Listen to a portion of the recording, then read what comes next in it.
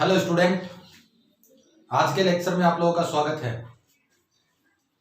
अभी तक लेक्चर्स में हम लोगों ने डिस्कस किया था बायो सावर्ट लॉ के एप्लीकेशंस और उनसे रिलेटेड न्यूमेरिकल्स के बारे में। आज के लेक्चर में हम लोग कुछ इंपॉर्टेंट रूल्स के बारे में बात करेंगे। जैसे आपका रूल है किसी करंट कैरिंग कंडक्टर में मैग्नेटिक फील्ड का डायरेक्शन फाइंड करना, कि कोई भी आपका धारावाही चालक हो, उस धारावाही चालक में धारा प्रवाहित करने पर चुंबकीय क्षेत्र की दिशा कौन सी साइड होगी। तो बात करते हैं अपन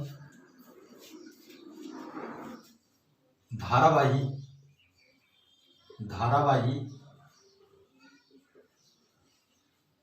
चालक में चुंबकीय क्षेत्र की दिशा।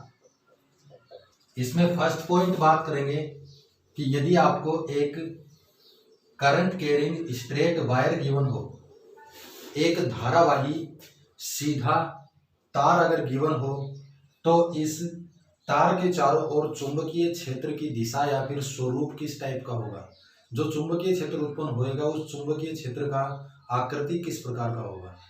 यहां से बोलेंगे कि करंट कैरिंग स्ट्रेट वायर सीधा तार अगर है तो दाएं हाथ के अंगूठे के नियम से अपन को पता है कि दाएं हाथ का अंगूठा करंट की डायरेक्शन में, तो मुड़ी हुई अंगुलियां चुंबकीय क्षेत्र की दिशा को प्रदर्शित करती है। यहाँ से बोल रहे हैं अपन करंट कैरिंग कंडक्टिंग वायर ये है और इसमें करंट आई फ्लो जो है वो ऊपर की ओर फ्लो हो रहा है। अगर अंगूठे को करंट के डायरेक्शन में कर लें तो मुड़ी हुई अंगुलियां जो है वो किसको प्रदर्शित करेगी, चुंबकीय क्षेत्र को। और मुड़ी हुई अंगुलियां आपकी वर्ताकार रूप में अगर है तो यहाँ पे बोलेंगे कि धारावाही सीधे चालक तार के चारों ओर दाएं हाथ के अंगूठे के नियम से चुंबकीय क्षेत्र वर्ताकार रूप में उत्पन्न होता है। यहाँ से लिखेंगे दाएं हाथ के अंगूठे के नियम से चुंबकीय क्षेत्र वर्ताकार रूप में उत्पन्न होता है। वर्ताकार रूप में उत्पन्न होएगा किसके अंदर, जब आपका करंट कैरिंग कंडक्टिंग वायर हो, स्ट्रेट वायर अगर गिवन होगा तो उसके चारों ओर चुंबकीय क्षेत्र दाएं हाथ के अंगूठे के नियम से वर्ताकार रूप में उत्पन्न होता है। दूसरी अगर बात करें कि यदि आपको गिवन हो वर्ताकार कुंडली, तो इसमें आप लोग ध्यान रखना कि वर्ताकार कुंडली आपको अगर ये गिवन है और एक मान लेते हैं कि वर्ताकार कुंडली आपका ये गिवन है, इस वर्ताकार कुंडली के अंदर करंट फ्लो हो रहा है आपका इस डायरेक्शन में, जिसको बोल रहे हैं अपन आई। इस वर्ताकार कुंडली के अंदर करंट फ्लो हो रहा है आपका इस डायरेक्शन में, जिसको बोल रहे हैं अपन आई। तो धारावाही वर्ताकार कुंडली के अंदर धारा प्रवाहित करने पर जिस ओर से विद्युत धारा वामावर्त दिशा में हो, मतलब एंटी क्लॉकवाइज हो, तो वो सिरा किसकी तरह बिहेव करेगा, नॉर्थ पोल की तरह बिहेव करेगा, उत्तरी ध्रुव की तरह। यहाँ पे अगर बात करें करंट जो है, अगर इसको देखें इधर से, करंट जो है वो किसमें, एंटी क्लॉकवाइज वामावर्त दिशा में है। तो यहाँ पे लिखेंगे इस टाइप से कि ये तो करंट जा रहा इधर और इस साइड से ये करंट जा रहा आपका ऊपर। अगर एन बन रहा तो क्या बोलेंगे अपन, एन पोल की तरह बिहेव करेगा। अगर बात करें इस कुंडली की, तो इस कुंडली के अंदर धारा प्रवाहित हो रही है आपकी, अगर इस तरीके से बात करें तो इधर तो है इस डायरेक्शन में और इधर बोल रहे हैं कि इस डायरेक्शन में। कुंडली के जिस ओर से देखने पर धारा दक्षिणावर्त दिशा में क्लॉकवाइज डायरेक्शन में अगर प्रवाहित हो, तो उस कंडीशन में कुंडली का जो सिरा है वो सिरा एस पोल की तरह बिहेव करता है। कुंडली का सिरा दक्षिणी ध्रुव की तरह बिहेव करेगा। तो यहाँ से अपन ने बात की है कि धारावाही चालक आपको गिवन हो तो चुंबकीय क्षेत्र की दिशा या फिर चुंबकीय क्षेत्र का स्वरूप किस टाइप से आएगा। स्वरूप फर्स्ट पॉइंट में बोल रहे हैं कि अगर आपका करंट कैरिंग स्ट्रेट वायर हो, धारावाही सीधा तार अगर हो, तो उसके चारों ओर दाएं हाथ के अंगूठे के नियम से चुंबकीय क्षेत्र वर्ताकार रूप में उत्पन्न होता है। और यदि वर्ताकार कुंडली गिवन हो तो वर्ताकार कुंडली में धारा प्रवाहित करने पर जिस साइड से करंट का डायरेक्शन एंटी क्लॉकवाइज हो तो वो साइड एन पोल की तरह, और जिस साइड से करंट का डायरेक्शन क्लॉकवाइज डायरेक्शन में हो तो वो साइड एस पोल की तरह बिहेव करता है। अब इसके बाद में नेक्स्ट बात करते हैं हम कि कोई आपका धारावाही चालक अगर है तो उस धारावाही चालक के ऊपर चुंबकीय क्षेत्र के कारण चुंबकीय बल की दिशा कौन सी डायरेक्शन में होगी। नेक्स्ट इसके बाद में बात कर रहे हैं अपन धारावाही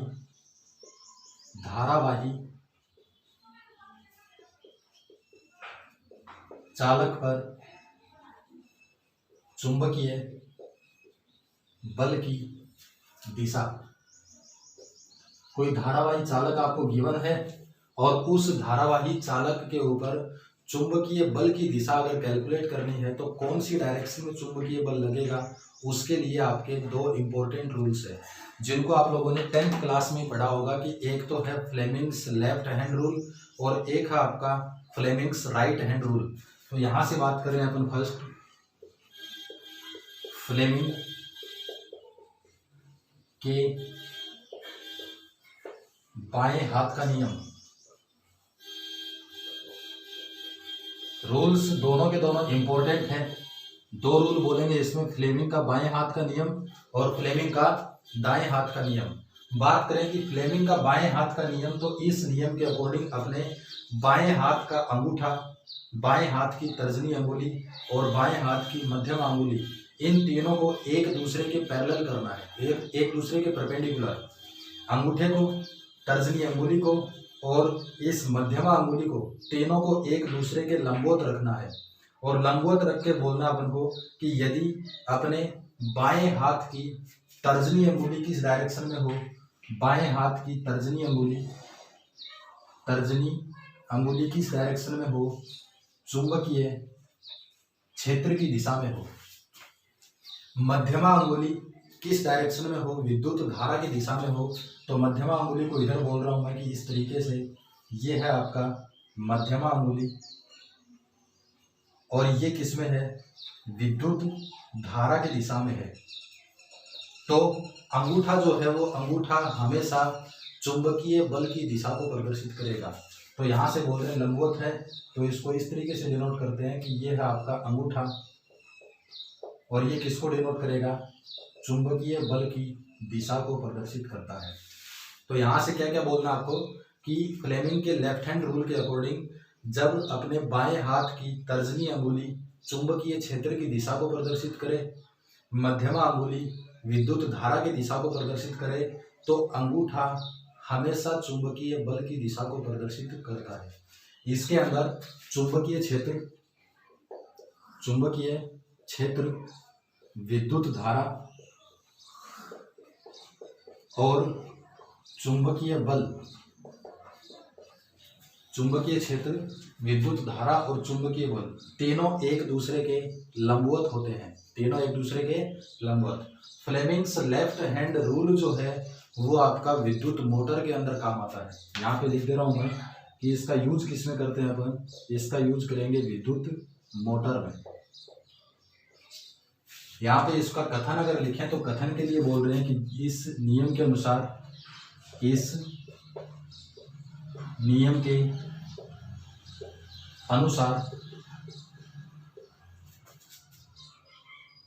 अपने बाएं हाथ की तर्जनी अंगुली चुंबकीय क्षेत्र की दिशा में हो तथा मध्यमा अंगुली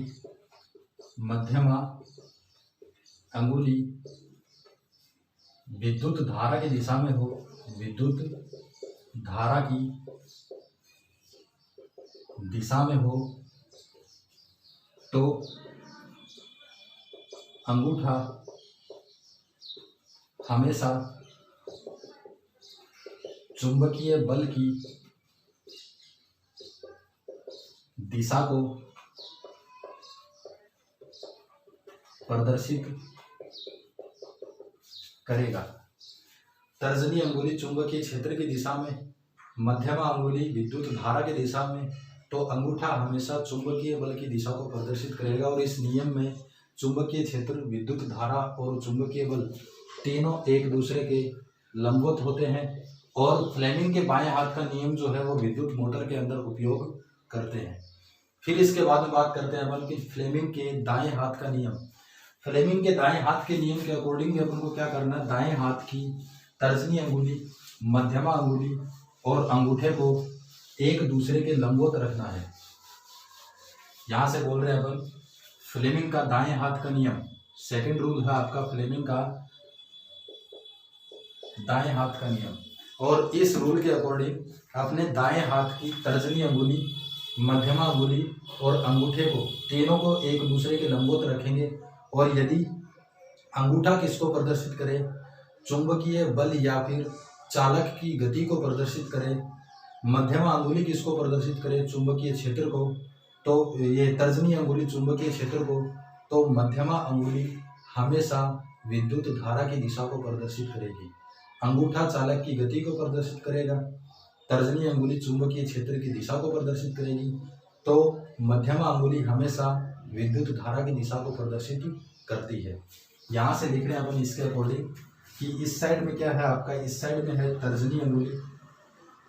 तर्जनी जो किसको प्रदर्शित कर रही है, चुंबकीय क्षेत्र की दिशा को। इस साइड में बोल दे रहे हैं कि ये है आपका अंगूठा, और अंगूठा किसको प्रदर्शित कर रहा है, चालक की गति को, चालक की गति को।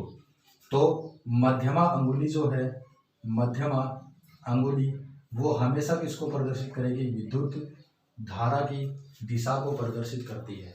इसके अंदर भी चालक की गति, चुंबकीय क्षेत्र और विद्युत धारा तीनों एक दूसरे के लंबवत होते हैं। यहाँ पे लिख रहे हैं अपन चालक की गति, चुंबकीय क्षेत्र और विद्युत धारा तीनों एक दूसरे के लंबवत होते हैं। और इसका यूज किस में करते हैं, इसका यूज करेंगे अपन विद्युत जनरेटर में। विद्युत जनरेटर जो है वो फ्लेमिंग के दाएं हाथ के नियम के ऊपर कार्य करता है। अगर इसके कथन की बात करें तो कथन में बोल देंगे इस नियम के अनुसार जब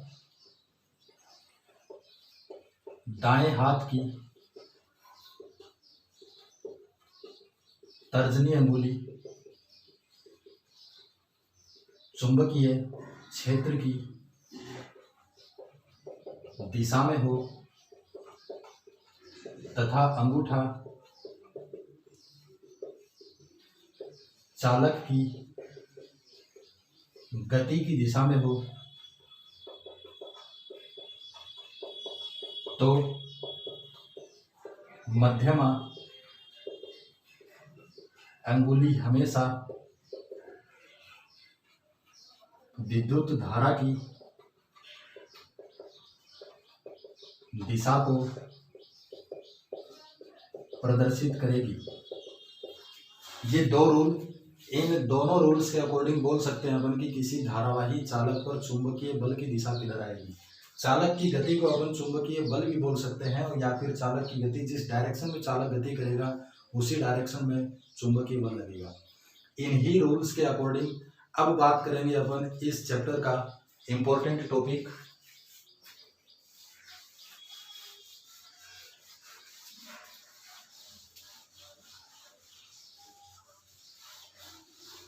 इस चैप्टर के इम्पोर्टेंट टॉपिक की अगर बात करें तो टॉपिक है आपका दो समानांतर धारावाही चालक तारों के बीच चुंबकीय बल। इंपॉर्टेंट टॉपिक आपका दो समानांतर धारावाही चालक तारों के बीच में चुंबकीय बल का वैल्यू कितना होगा। एक दूसरे के कारण अगर बल लगेगा एक दूसरे के ऊपर तो चुंबकीय बल का वैल्यू कितना आएगा, कैलकुलेशन करेंगे। और कैलकुलेशन करने के बाद में इसी टॉपिक के अकॉर्डिंग अपन को बात करनी है एम्पियर की डेफिनेशन की, मानक एम्पियर की परिभाषा जो 1 नंबर के लिए इंपॉर्टेंट होती है। यहाँ से बोल रहे हैं अपन 2 समानांतर धारावाही चालक तार, तो मान के चल रहे हैं कि 2 समानांतर धारावाही चालक तार, एक तो है आपका ये चालक तार, और एक बोल के चल रहे हैं कि इसी के समानांतर है आपका दूसरा धारावाही चालक तार। ये बोल रहे हैं चालक तार P1 है, ये बोल रहे हैं चालक तार P2 है। चालक तार P1 के अंदर धारा प्रवाहित मान के चल रहे हैं कि I1 है, और चालक तार P2 के अंदर धारा प्रवाहित मान के चल रहे हैं कितना है, I2 है। फिर इसके बाद बोल रहे हैं कि दोनों चालक तारों के बीच की दूरी कितनी है, स्मॉल d है। यहाँ पे मान के चल रहे हैं कि 2 धारावाही चालक तार P1 और P2 एक दूसरे के समानांतर है और इनके बीच की दूरी स्मॉल d है। चालक तार P1 में करंट फ्लो I1 है, चालक तार P2 में करंट फ्लो कितना है, I2 है। तो यहाँ से इनकी लंबाई मान के चल रहे हैं कि इनकी लंबाई कितना है, इन चालक तारों की लंबाई जो है वो आपका अनंत है। अब बात करेंगे कि इस चालक तार P1 में यदि करंट I1 फ्लो होता है, किसी भी तार के अंदर धारा प्रवाहित अगर करें तो उस तार के चारों ओर चुंबकीय क्षेत्र जो है वो वर्ताकार रूप में उत्पन्न होता है। वर्ताकार रूप में उत्पन्न होएगा किसके according, according to right hand thumb rule, दाएं हाथ के अंगूठे के नियम के अकॉर्डिंग, कि इस तार की बात करें कि इस तार में करंट इधर है तो इसके चारों ओर चुंबकीय क्षेत्र वर्ताकार रूप में उत्पन्न होएगा। तो यहाँ से बोल के चल रहे हैं कि इसके अंदर चुंबकीय क्षेत्र जो है वो आपका वर्ताकार रूप में उत्पन्न हो रहा है। अगर इस P2 तार के संदर्भ में बोले, इसके रिलेशन में अगर बोले तो इस तार के कारण चुंबकीय क्षेत्र आएगा आपका इस तरीके से, मतलब इस तार के ऊपर चुंबकीय क्षेत्र अंदर की ओर जा रहा है तो डायरेक्शन बोल देते हैं कि चुंबकीय क्षेत्र जो है वो आपका B1 है। तार P1 के कारण चुंबकीय क्षेत्र कितना उत्पन्न हुआ, B1। फिर इसके बाद में बात करें according to Fleming's left hand rule, Fleming के लेफ्ट हैंड रूल के अकॉर्डिंग बोला था हमने कि करंट की दिशा में क्या हो, मध्यमा अंगुली, चुंबकीय क्षेत्र की दिशा में क्या हो, तर्जनी अंगुली, तो अंगूठा चुंबकीय बल की दिशा को प्रदर्शित करेगा। यहाँ पर चुंबकीय क्षेत्र B1 अंदर की ओर, लंबवत अंदर की ओर है, धारा आपकी I2 ऊपर की ओर है, तो इसके अकॉर्डिंग बोलते हैं अपन, इस टाइप से बोलते हैं कि ये है आपका इस तरीके से। इसके अकॉर्डिंग अगर बात करें लेफ्ट हैंड रूल के अकॉर्डिंग तो इस तरीके से बात करते हैं अपन, इस तरीके से फ्लेमिंग का लेफ्ट हैंड रूल। इसके अंदर मध्यमा अंगुली करंट के डायरेक्शन में है, चुंबकीय क्षेत्र लंबवत अंदर की ओर है, तो अंगूठा किसको प्रदर्शित करेगा, चुंबकीय बल की दिशा को प्रदर्शित करेगा। इसका मतलब इस तार P1 के चुंबकीय क्षेत्र B1 के कारण तार P2 पर चुंबकीय बल उत्पन्न हो रहा आपका इस डायरेक्शन में, जिसको बोल रहे हैं अपन कितना, F1। तो यहाँ से लिख के चल रहे हैं, कैलकुलेशन करेंगे, यहाँ से लिख के चल रहे हैं वी नो दैट अनंत लंबाई के चालक तार के कारण उत्पन्न चुंबकीय क्षेत्र।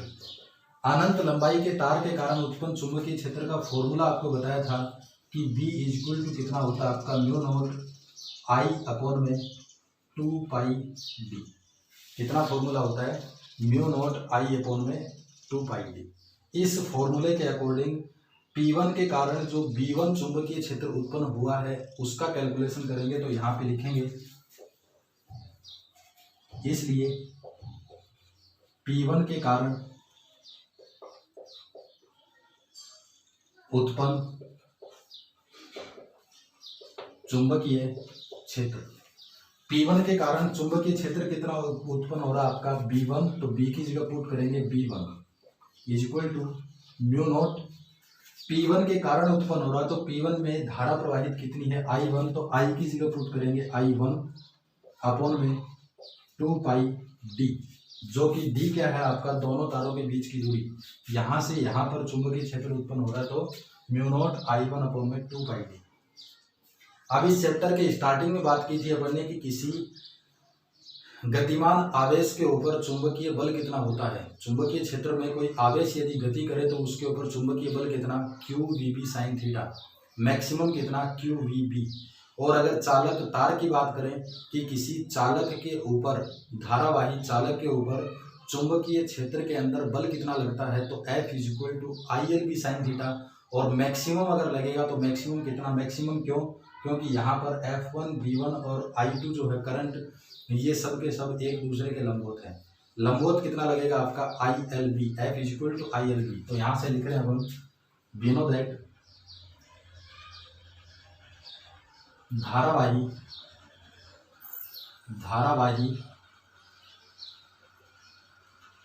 चालक पर चुंबकीय क्षेत्र में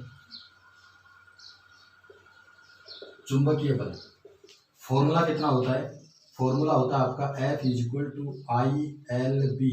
और क्या होता है आपका मैक्सिमम, क्योंकि यहाँ पर चुंबकीय बल, चुंबकीय क्षेत्र और विद्युत धारा तीनों एक दूसरे के क्या है, लंबवत। लंबवत अगर है तो मैक्सिमम कितना आएगा आपका, आई एल बी। अब यहाँ से बात कर रहे हैं कि इस P1 के कारण बल कितना लग रहा है, F1। F1 बल किसके कारण लग रहा है, चुंबकीय क्षेत्र B1 के कारण। किसके ऊपर लग रहा है, तो तार P2 के ऊपर लग रहा है। तो यहाँ से लिखेंगे तार P2 पर B1 चुंबकीय क्षेत्र के कारण बल, B1 चुंबकीय क्षेत्र के कारण P2 पर जो बल लग रहा है वो है आपका F1। तो इस F की जगह कितना पुट करेंगे, F1। P2 तार पर लग रहा है तो P2 तार में करंट कितना है, I2। तो I की जगह पुट करेंगे कितना, I2। ये बोल दिया लेंथ है। B किसके कारण लग रहा है आपका, B1 चुंबकीय क्षेत्र के कारण, तो B की जगह पुट कर देंगे B1। अब यहाँ से ये B1 का वैल्यू पुट करेंगे यहाँ पर, तो ये आएगा आपका F1 इज इक्वल टू, यहाँ पे लिख दे रहा हूँ मैं, B1 का मान रखने पर, B1 का मान रखेंगे तो F1 इज इक्वल टू कितना, I2L। B1 का वैल्यू है आपका म्यू नॉट I1 अपॉन में 2 पाई डी। यहाँ से इस L को अगर अपॉन में लें तो कितना आएगा, तो आएगा आपका F1 अपॉन में L is equal to mu naught I1, फिर बाद में I2 और अपॉन में कितना, 2 पाई डी। इसको बोलेंगे इक्वेशन नंबर फर्स्ट, कि चालक तार P1 के कारण P2 की एकांक लंबाई पर, लेंथ का अगर डिवाइड कर रहे हैं यहाँ पर F1 अपॉन L, तो चालक तार P1 के कारण P2 की एकांक लंबाई पर बल कितना आएगा, F1 अपॉन में L is equal to mu naught I1 I2 upon में 2 पाई डी। फिर इसके बाद में सेकंड प्रोसेस बोलेंगे कि इस P2 तार के कारण P1 पर कितना चुंबकीय बल लगेगा और कौन सी डायरेक्शन में लगेगा, तो उसकी बात कर रहे हैं अपन।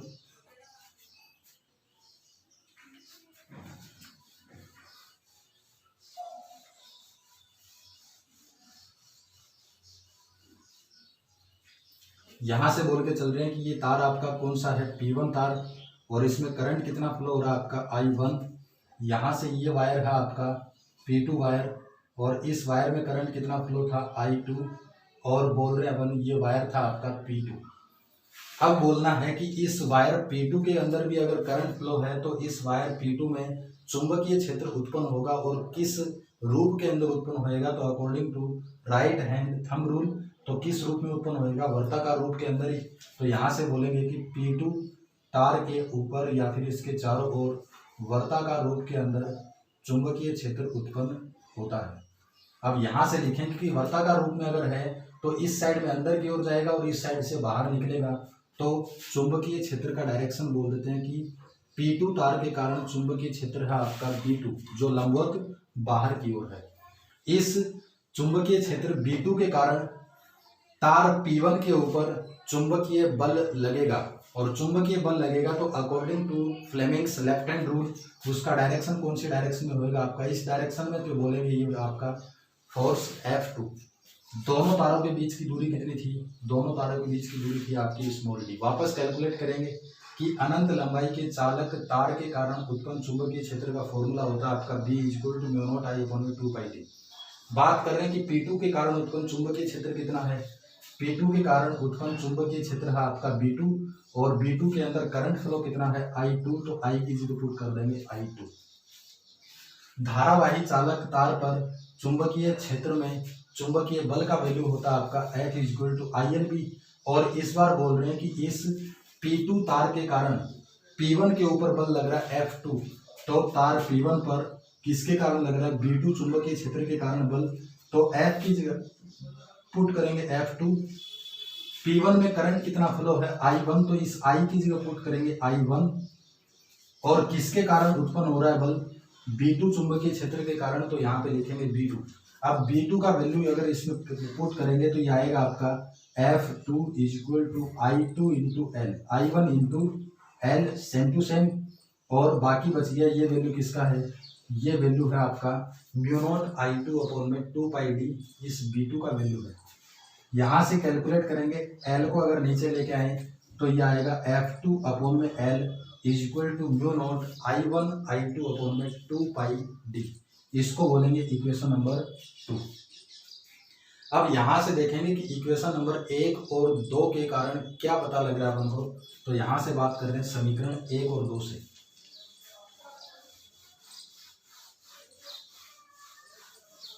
यहां से लिख रहे हैं समीकरण 1 व 2 से। समीकरण 1 और 2 का राइट साइड अगर इक्वल है तो लेफ्ट साइड भी इक्वल होगा। तो यहाँ से लिखेंगे F1 upon L is equal to F2 upon L is equal to कितना है? दोनों का value mu naught I1 I2 upon में 2 पाई डी। दोनों के कारण इक्वल लगेगा तो यहाँ से बोलेंगे कि दो धारावाही समानांतर चालक तारों के ऊपर एक दूसरे के कारण एकांक लंबाई पर, एक दूसरे के कारण लंबाई का अगर डिवाइड कर रहे हैं तो एकांक लंबाई पर चुंबकीय बल का मान बराबर होता है। फिर इसके बाद में बात करेंगे, चुंबकीय बल का मान बराबर हो गया। फिर इसके बाद में बात कर रहे हैं कि यदि दोनों तारों के अंदर धारा की दिशा समान हो, इसमें भी ऊपर की ओर है और इसमें भी ऊपर की ओर, दोनों तारों के अंदर यदि विद्युत धारा की दिशा समान हो तो दोनों के बीच में आकर्षण बल लगता है। तार P1 के कारण बल लगा था इधर, P2 के कारण बल लग रहा आपका इधर, तो मतलब आकर्षित करेंगे। तो यहां से लिख रहे हैं दोनों तारों में धारा की दिशा समान हो तो इनके बीच आकर्षण बल लगता है या फिर एक दूसरे को आकर्षित करेंगे। फिर इसके बाद में यदि धारा की दिशा क्या हो? धारा की दिशा विपरीत हो, धारा की दिशा विपरीत हो तो दोनों के बीच, दोनों एक दूसरे को क्या करेंगे? प्रतिकर्षित करेंगे। यदि धारा की दिशा समान रहेगी तो आकर्षण बल लगेगा दोनों के बीच में, और धारा की दिशा अगर विपरीत रहेगी तो उस कंडीशन में दोनों एक दूसरे को प्रतिकर्षित करेंगे। फिर इसके बाद में अगर बात करें, यहाँ से अपन ने कैलकुलेट कर लिया कि हर एक वायर के कारण एक दूसरे के ऊपर एकांक लंबाई पर चुंबकीय बल का मान है आपका F1 upon L is equal to F2 upon L is equal to mu naught I1 I2 upon में 2 पाई डी। इसी फॉर्मूले के ऊपर डिपेंडेंट अब अपन को बोलना है कि मानक एम्पियर की परिभाषा क्या होती है। तो यहाँ से लिखेंगे, एक नंबर में पूछता है आपको इम्पोर्टेंट में कि मानक एम्पियर को परिभाषित कीजिए।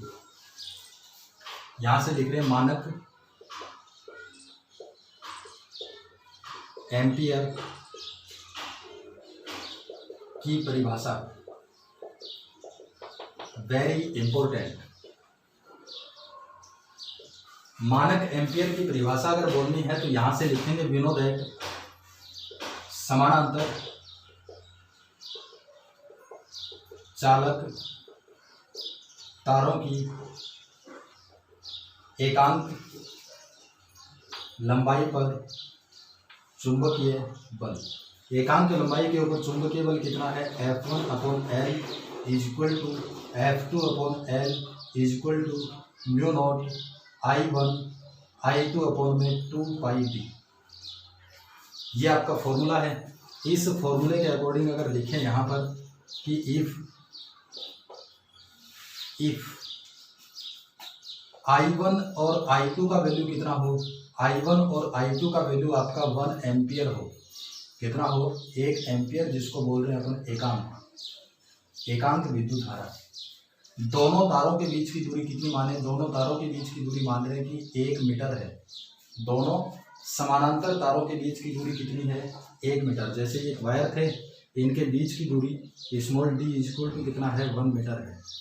तो यहाँ से लिखेंगे तो F1/L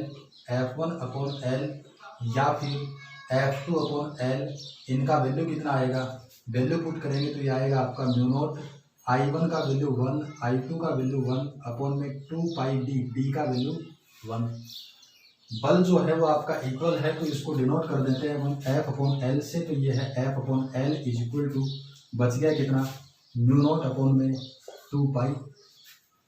यहाँ से कैलकुलेट करें तो F/L इज इक्वल टू कितना आएगा? F/L is equal to mu naught का वैल्यू होता है 4π इंटू 10⁻⁷ अपॉन में कितना है? 2π। तो ये 2π से 4π कैंसिल आउट करेंगे तो बचेगा आपका F/L is equal to 2 into 10⁻⁷।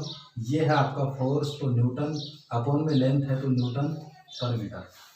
और ये बल किसके ऊपर है? ये बल है आपका एकांक लंबाई पर बल। ये बल किसके ऊपर है? एकांक लंबाई के ऊपर बल। अब एक तो ये टर्म और एक ये टर्म, इन टर्म को देखकर मानक एम्पियर की परिभाषा बोलनी है।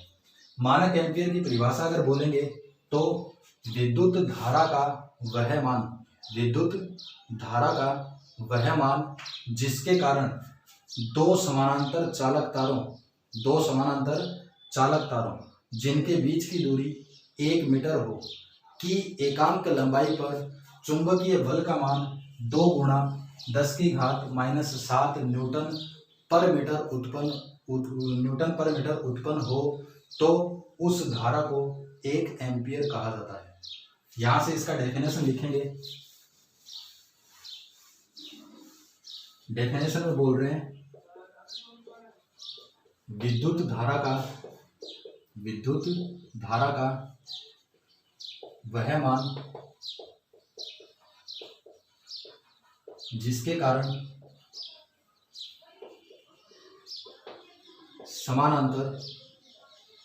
दो समानांतर चालक तार जिनके बीच की दूरी 1 मीटर हो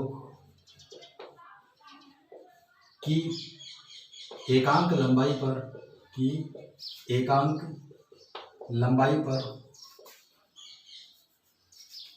2 × 10⁻⁷ न्यूटन पर मीटर चुंबकीय बल उत्पन्न हो तो उसे 1 एम्पियर कहा जाता है।